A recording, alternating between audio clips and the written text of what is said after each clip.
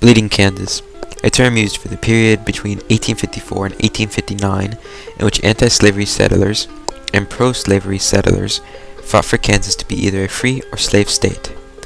For 34 years, the line established by the Missouri Compromise was the deciding factor on whether a state would be free or not. In 1854, this changed when the Kansas-Nebraska Act was passed. The act did away with the Missouri Compromise and stated that territories looking for statehood must now hold a vote to determine if it will be a free or slave state. The act came about because of Stephen A. Douglas's desire to quickly bring the West in as states. Once the Kansas-Nebraska Act was passed, supporters of both slavery and anti-slavery made a dash across the border to vote Kansas in to the direction that they wanted to go in, either a free or slave state. The pro-slavery supporters established settlements such as Atchison and Leavenworth. The abolitionists also set up shop in Kansas, creating the New England Aid Company, an organization that sent abolitionists to Kansas. The organization sponsored around 1,240 settlers in 1854 and 1855. Despite pro-slavery winning in most of the elections decided nothing because the Free Soilers, abolitionists, refused to recognize the outcome of the election due to the border ruffians. The ruffians were a band of Missourians who would cross the border during election times and sway the votes in favor of pro-slavery. President Pierce sided with the pro-slavers since they won the election, but the Free Soilers would not accept this and set up their own government in opposition of the new pro-slavery government. Kansas was on the brink of civil war. Violence finally broke out between the two sides on May 21st, 1856. A group of pro-slavers traveled to Lawrence, an important Free Soiler town. The men had followed the sheriff, who was there on official business, and while the sheriff was making his arrests, the pro-slavers struck. They set a hotel on fire, and destroyed other buildings and homes in town.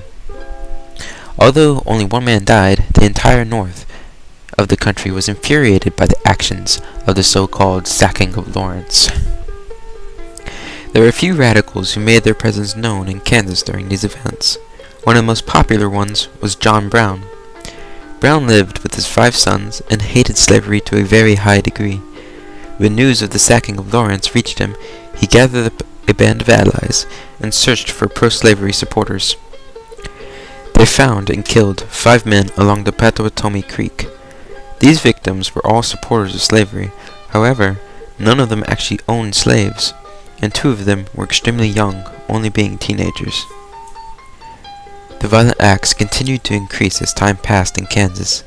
Before long, the Kansas Territory had become a battlefield, and the malice each side held for each other grew with each passing day. News of the conflict spread quickly throughout the rest of the country.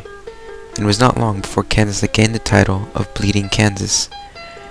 The government attempted keeping the peace by bringing in more troops. However, despite the governor of the territory's best attempts, he could not bring peace to Kansas, and was forced to leave after 1857 after receiving death threats. The government once again tried to settle matters when President Buchanan, newly elected, appointed Robert Walker as the new governor of Kansas. Walker attempted to set up a meeting to write a new constitution for the state, but the Free Soilers would have nothing to do with Walker and his party. Because of this, the new constitution allowed slavery in Kansas. 3 more elections ensued after the constitution was written in Kansas. The first one was to decide who would join the legislature. The Free Soilers participated this time in order to show that the majority of the population was against slavery. This led to another election for the legalization of slavery. Free Soilers once again refused to participate because of continued fraud on the pro-slavery supporters' part. Another election was called for on January 4th, 1859, but this time it was the pro-slavery supporters who refused to participate. After repeated failed elections, Congress tried to solve the problem themselves. However, after failing 2 times in Congress, the decision was made that Kansas was simply not eligible for statehood on August 2nd, 1859. The next year, the Civil War broke out, and in 1961, Kansas received its statehood as it entered the Union, thus finally ending the dispute of Bleeding Kansas.